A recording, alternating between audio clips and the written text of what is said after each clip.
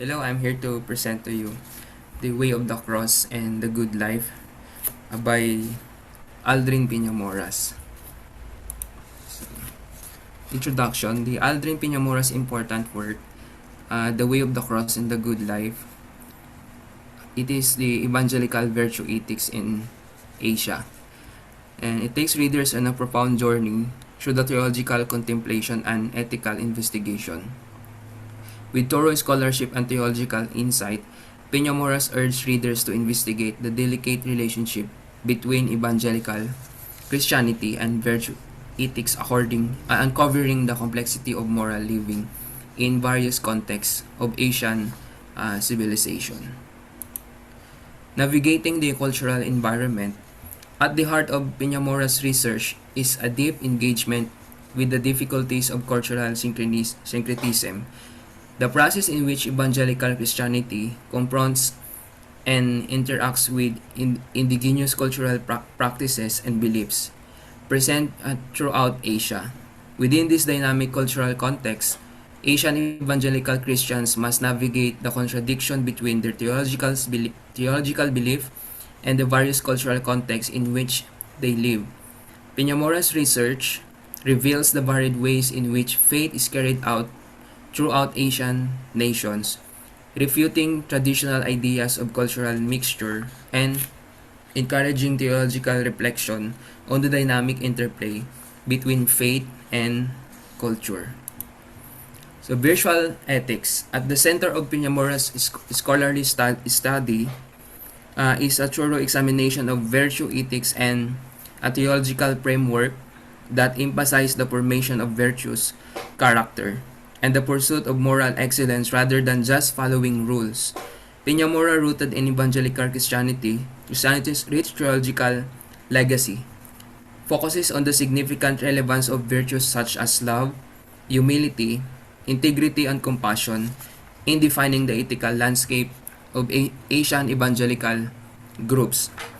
Drawing on many theological and philosophical sources, Piñamoras demonstrates the virtuous ethics transformational capacity as guiding framework for ethical behavior and interpersonal interactions.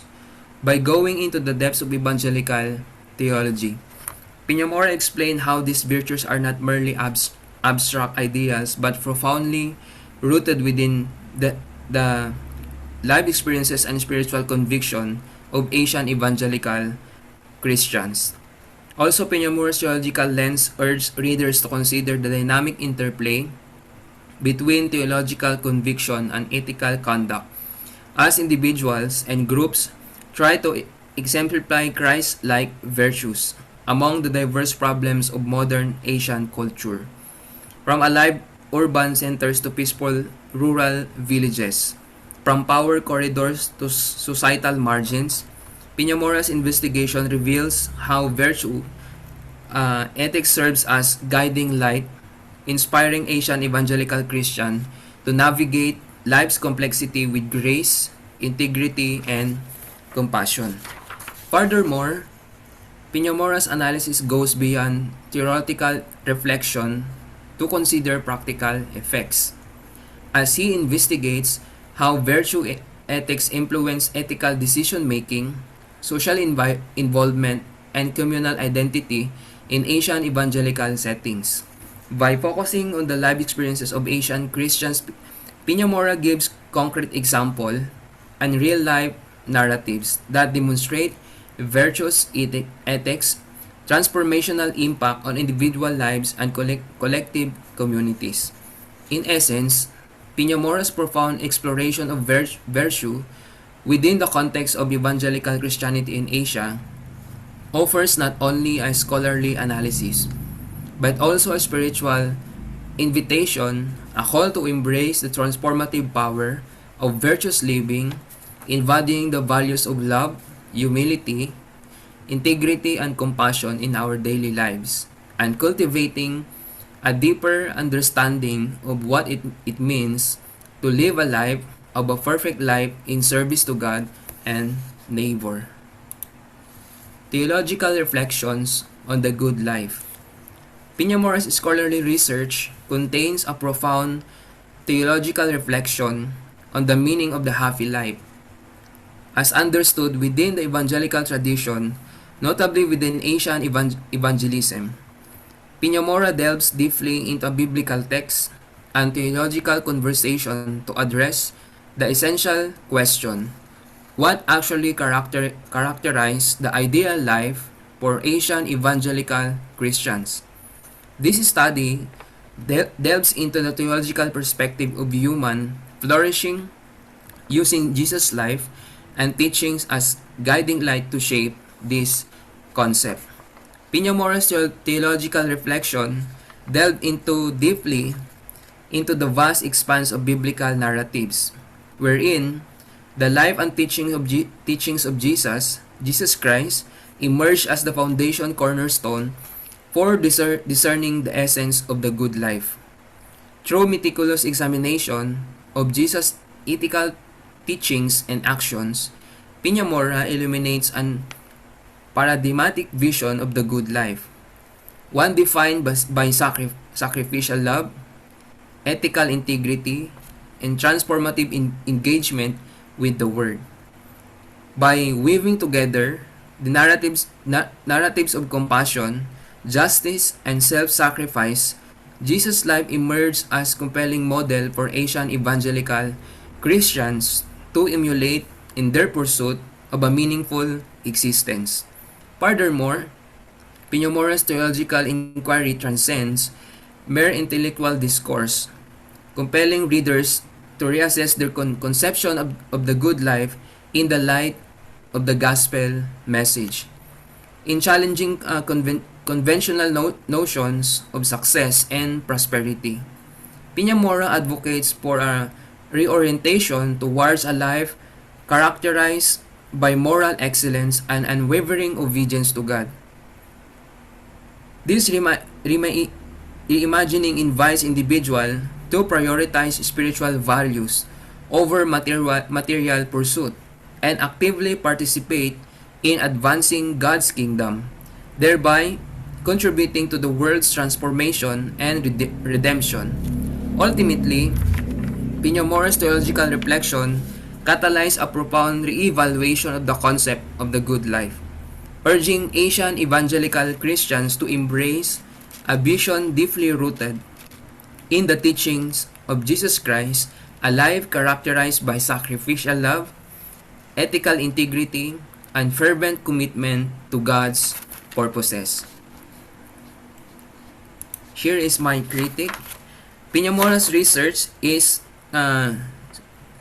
susceptible to criticism. Scholars may question the theological foundations, informing his analysis, advocating for a more comprehensive exploration of diverse theological viewpoints within the evangelical tradition. Additionally, apprehensions regarding cultural oversimplification and necessity for imperial validation might lead scholars to pursue a deeper examination of the varied manifestations of evangelical virtuous ethics within diverse Asian settings. However, it is important to recognize that these critics do not detract from the importance of Piñamora's work. Rather, they encourage ongoing theological discourse and reflection within academic circles. In addition to the concerns outlined, scholars should look at the potential consequences of evangelical virtue ethics in Asia from a larger perspective. They could investigate the ethical difficulties raised by evangelical missionary efforts in cultural varied areas, including cultural imperialism, religious pluralism, and the effects of the local belief system. Furthermore, problems may arise about intersectionality of identity, taking into account how gender, social background, and ethical interact with evangelical virtue ethics to shape the people's experiences and interpretations. This in-depth examination will provide a more complete grasp of the complications inherent in applying evangelical virtues in Asia's diverse cultural context. Conclusion: the way of the cross and the good life, evangelical virtue, ethics in Asia, provides direction for ethical inquiry and theological reflection within Asia's various cultural contexts. Piñamora's thorough research and depth theological insight invite readers to go off on a life-changing journey of discovery and illumination. This trip reveals the complex relationship that exists between ethics and faith, helping people to get a deeper understanding of what it means to live a decent life and significant influence that virtue has on shaping not only one's own life but also the community as a whole.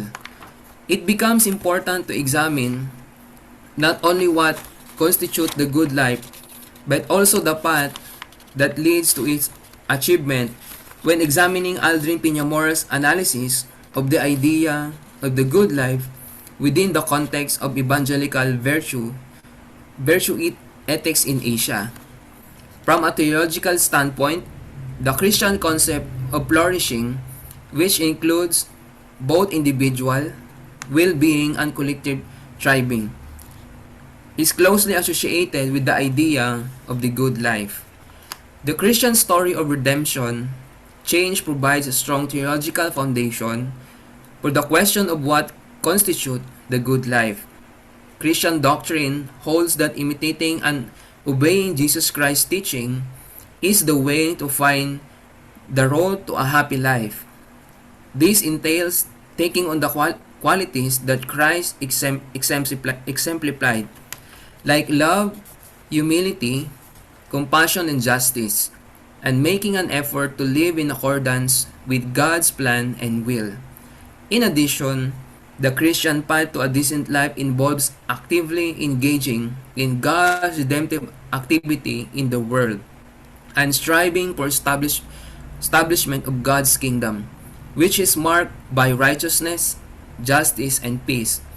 Along the way, one must not only grow morally but also actively participate in social change movements, promote justice, and work for societal harmony.